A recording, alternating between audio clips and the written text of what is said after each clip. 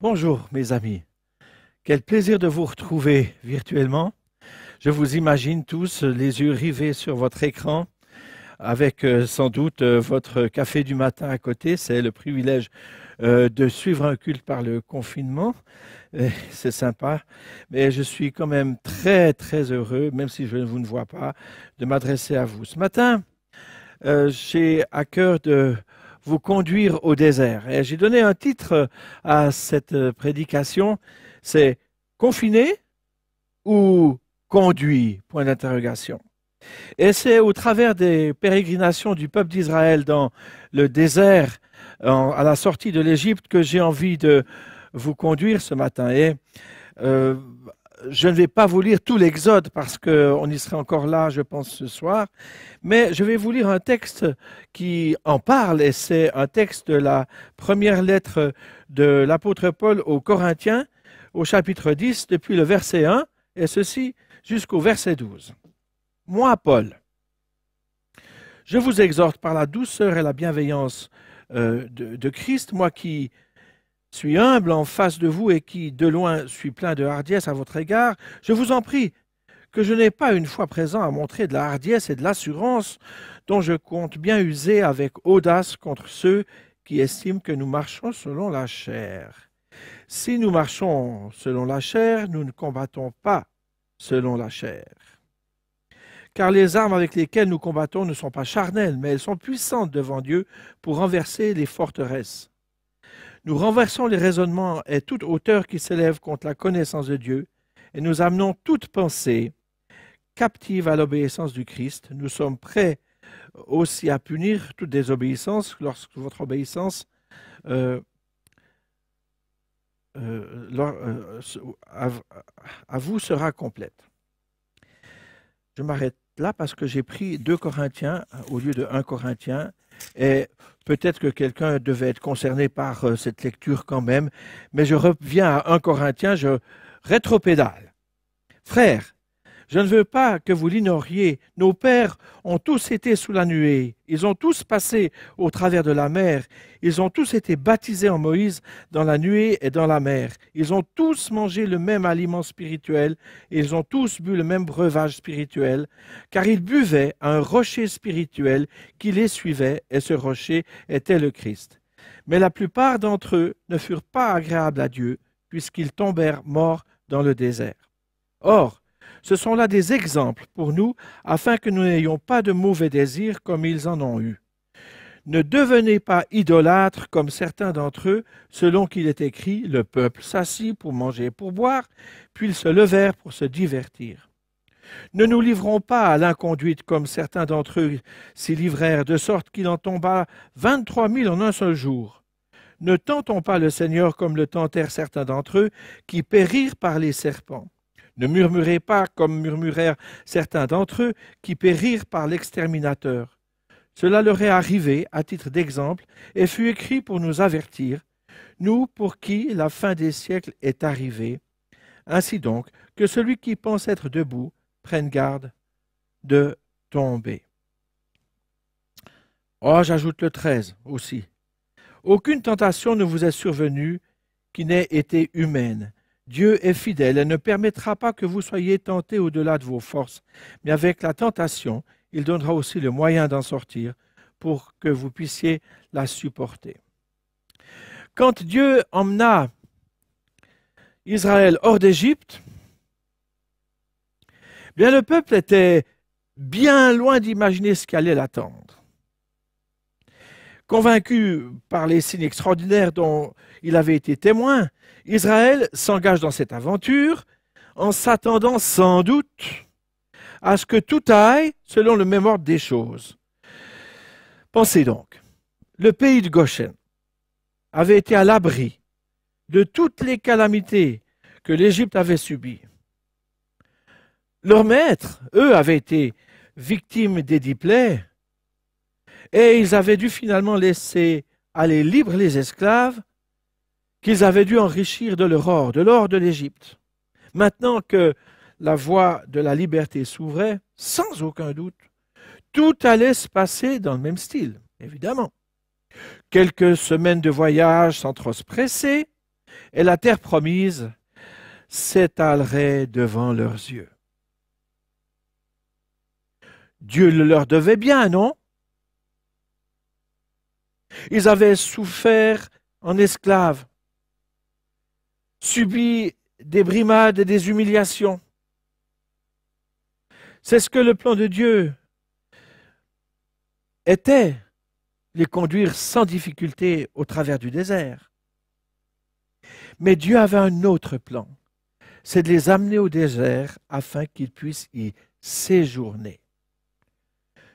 Leur trajet, qui aurait pu se faire largement en 40 jours par la voie des Philistins longeant la mer Méditerranée, va prendre 40 ans. Nous savons aussi qu'Israël a eu droit à cette villégiature forcée parce que Dieu voulait se révéler à son peuple afin qu'il le connaisse autrement que comme le Dieu sauvetage, le Dieu consommation, le Dieu protection, le Dieu providence. Et à cause de la dureté de leur cœur, de la rébellion et de ses désobéissances, le séjour va se prolonger bien au-delà de la norme.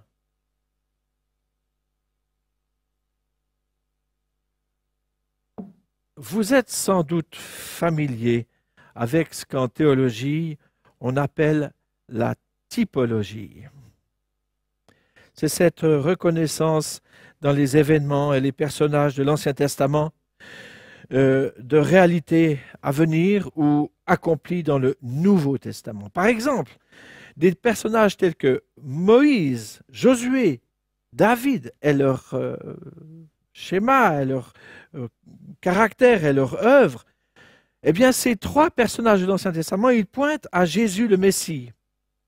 Des événements tels que le passage de la mer Rouge, le voyage dans le désert, c'est à mettre en parallèle avec la vie du chrétien en général. Et on l'a lu il y a un instant dans 1 Corinthiens 10, Paul parlant d'Israël au désert, il est on ne peut plus clair. Cela leur est arrivé à titre d'exemple.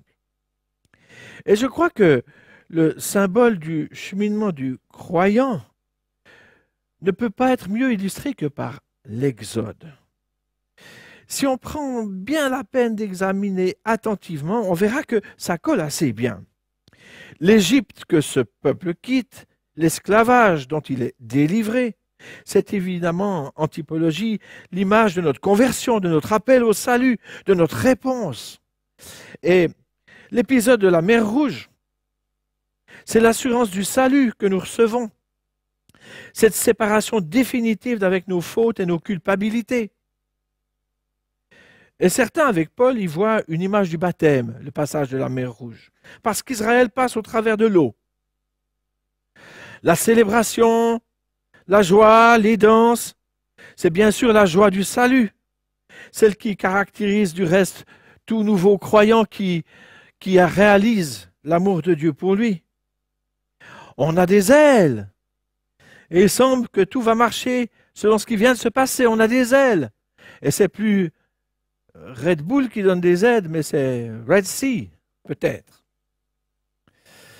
Puis viennent des lendemains où l'on réalise que sur le prospectus, il n'était pas fait mention des difficultés de la vie. De plus, Moïse a l'air de prendre la mauvaise direction, puisqu'il met le cap vers le sud, alors qu'il aurait dû aller à l'ouest. Pire, quand le peuple d'Israël arrive au prochain point d'eau, tellement attendu, voilà que l'eau est amère. Le peuple murmure. Il comprend. Dieu indique alors à Moïse un bois à jeter dans l'eau afin qu'elle devienne potable. Là aussi, on y voit un symbole en typologie, c'est la croix, le bois de la croix qui transforme nos amertumes en douceur. Puis ils arrivent à Élim, oasis avec 12 sources d'eau, quel luxe, et 70 palmiers. Bon, les Français à Gex, ils disent 70, ok, 70 palmiers. Et là, certains y voient un symbole des 12 apôtres et des 70 envoyés de l'Évangile, mais ça, je pense que c'est un petit peu tiré par les cheveux. N'allons pas trop loin quand même. Puis dans le désert de Tsin, Israël murmure à nouveau et regrette la viande, les pots de viande et le pain de l'Égypte. Alors Dieu, dans sa bonté, leur envoie des cailles et la manne quotidienne, image de la grâce et de la présence sans cesse renouvelée de Dieu. Plus tard, à Rephidim, l'eau vient à manquer. Remurmure. Moïse frappe alors le rocher comme Dieu le lui demandait, et hop, voilà que l'eau jaillit.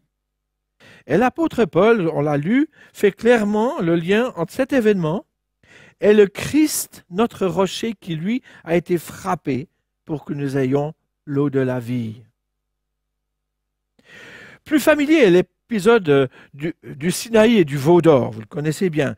Ça illustre tellement parfaitement la dualité du cœur de l'homme et parfois du croyant, son insoumission fondamentale à la volonté de Dieu. Pourtant, Israël avait expérimenté la puissance de la main de Dieu en Égypte. Il avait vu, il avait expérimenté, il avait été délivré. Dieu avait pourvu. On pourrait se dire que Israël, face à un tel Dieu, sa seule attitude possible aurait dû être le don de soi sans réserve, la soumission en totalité à un Dieu qui avait prouvé tant de bonté envers lui. Et vous savez qu'il n'en fut rien. Et l'épisode prolongé du désert interviendra donc comme une nécessité dont nous ferions bien de nous inspirer. Car si, comme Israël, nous avons expérimenté la délivrance de notre passé, la joie du salut, tout comme lui, nous sommes loin d'avoir changé en profondeur. En profondeur. C'est ce à quoi Dieu va s'activer au cours de toute l'histoire du désert, 40 ans. Soyons honnêtes. Ne sommes-nous pas comme le peuple d'Israël, vite enclin aux plaintes, aux revendications? Et l'atmosphère n'est-elle pas plus remplie de nos pourquoi que de nos alléluia, de nos c'est pas juste plutôt que de nos que ta volonté soit faite? Ne sommes-nous pas comme le peuple plutôt à pointer du doigt et à accuser les Moïse ou les Aaron de nos gouvernements, par exemple, au lieu de nous humilier devant Dieu? J'ai entendu quelqu'un partager son expérience en ces termes. Au début de notre vie chrétienne, nous avons vécu des exaucements de prières extraordinaires, des guérisons même, et des réponses à nos prières de tout genre.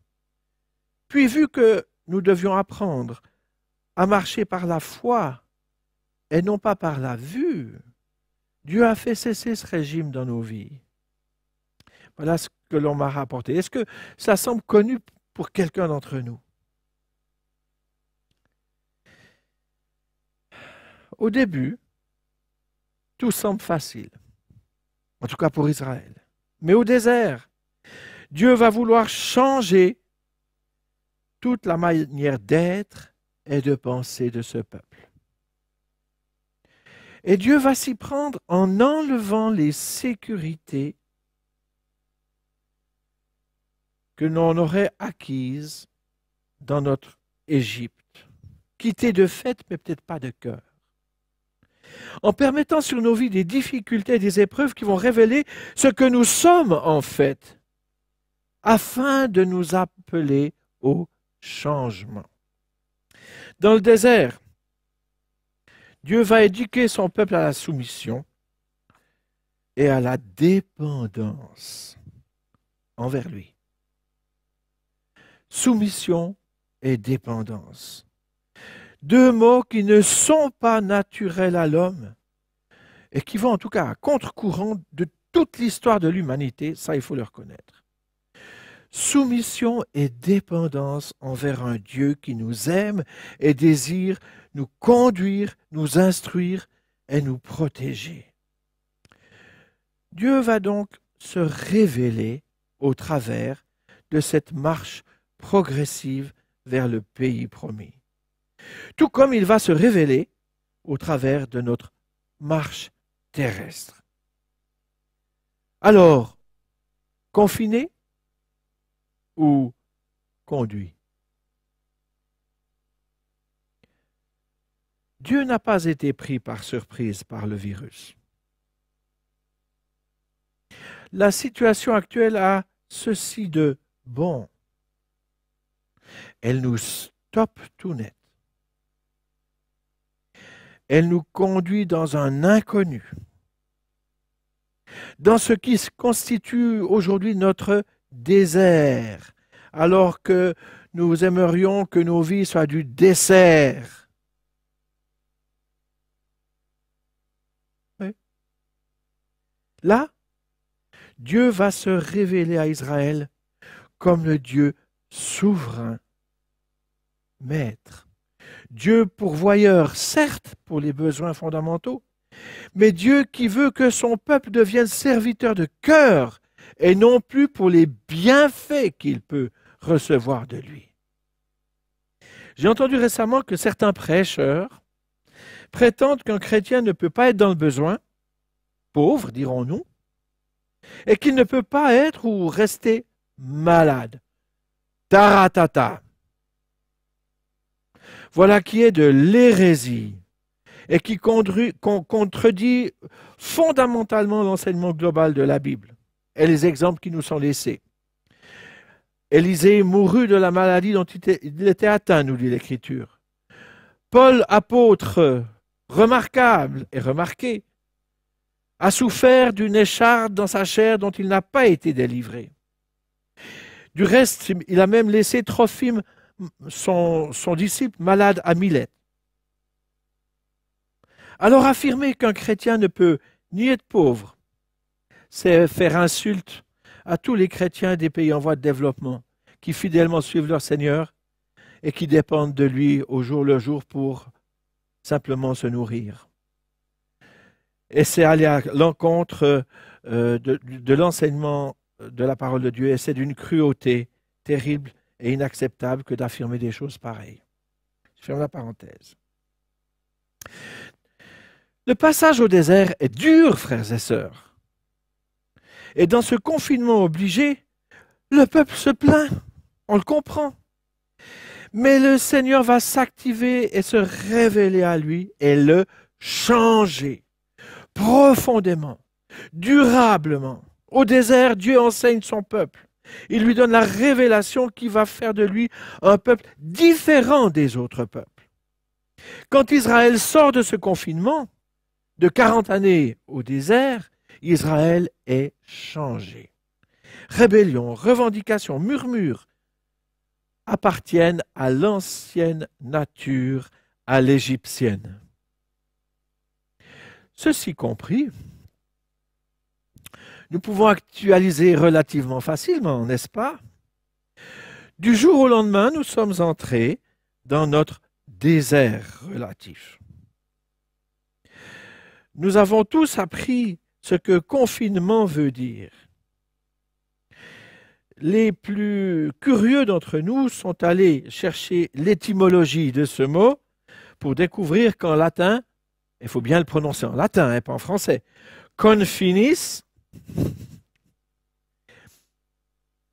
contient l'idée d'un enfermement, d'une mise à l'écart, confinis. Un petit virus nous a arrêtés, stoppés quasi net dans toutes nos activités. Que dis-je? Notre course. J'ai entendu combien de fois mes amis dire « Ah, c'est la course, c'est le stress ». On est arrêté dans notre course. Un petit virus qui nous sépare les uns des autres, qui arrête l'économie, qui stoppe au passage par conséquent la pollution. Un virus qui, est étonnant, malgré notre mise à l'écart, semble réveiller notre conscience de l'autre et de ses besoins. Un petit virus qui nous fait réévaluer nos valeurs entre ce qui est essentiel de ce qui ne l'est pas ou plus. Qui fait que tellement de parents professionnels stressés sont ramenés à la maison vers leurs enfants, particulièrement les pères. Un virus qui pousse l'ensemble de l'humanité à revoir ses valeurs et ses priorités. Tiens, en passant, j'ai remarqué, en circulant en ville, que les panneaux avec les versets bibliques placardés par l'agence C, c'est bien la première fois qu'ils ne sont ni arrachés, ni tagués. Tiens. Alors, frères et sœurs, ne maudissons pas l'épreuve. Il y aurait bien des choses à ajouter et à recevoir de la révélation de Dieu au travers du désert. Mais retenons ce que nous venons de voir comme étant ce que le Seigneur nous fait comprendre aujourd'hui dans ces temps de confinement dans lesquels nous sommes conduits. Dieu veut notre cœur pour s'y révéler et pour y régner. Ainsi, si nous avons le sentiment que le parcours est rude, le menu bizarre et l'expérience particulièrement difficile, disons-nous pourtant que le Seigneur est derrière tout cela, car il veut un peuple transformé. Et c'est bien transformé par le confinement du désert que nous ferons notre entrée dans le pays promis, notre entrée dans notre Canaan à nous. Alors courage, frères et sœurs, et ne désespérons pas. Approchons-nous du Seigneur et laissons son esprit travailler nos cœurs et nos vies et nous transformer en profondeur. Amen. Prions.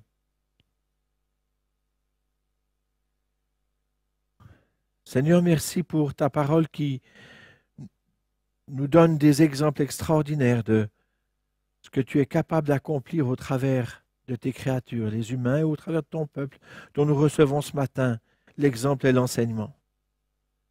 Pardonne, Seigneur, nos impatiences, nos amertumes, si pas nos révoltes, et permets que dans ce temps où tout est différent et plus rien ne ressemble à ce que nous avions l'habitude d'avoir, par contre que nous puissions trouver l'essentiel, être branchés à l'essentiel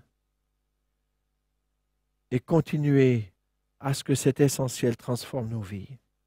Que ta présence dans nos cœurs nous aide au changement que tu veux opérer dans nos vies. Afin que nous reconnaissions que tu es souverain, que tu es Dieu, que nous n'avons pas à te donner des ordres au travers de nos prières, que nous avons à t'accueillir comme celui qui veut nous guider pas à pas, jour après jour, dans un temps de difficulté. Seigneur, très pratiquement, je veux te prier pour ceux qui souffrent dans leur corps, ceux qui souffrent de ce virus ou d'autres maladies. Que ta grâce soit avec eux et sur eux. Nous savons que tu es l'Éternel qui nous guérit, qui nous relève, qui nous fortifie, qui transcende nos faiblesses de tout genre. Sois par l'Esprit Saint ce Dieu-là. Merci Seigneur pour tous les croyants qui nous regardent, qui vont regarder ce culte ce matin. Merci de les bénir aussi. Là où ils sont, je pense à ceux de Samoa, à ceux de Jérusalem, à ceux des États-Unis et d'autres pays de la francophonie qui nous regardent. Seigneur, bénis-les là où ils sont. Alléluia. Maintenant, mes amis, que le Seigneur vous bénisse. Soyez bénis au nom du Père, du Fils et du Saint-Esprit. Alléluia. Amen.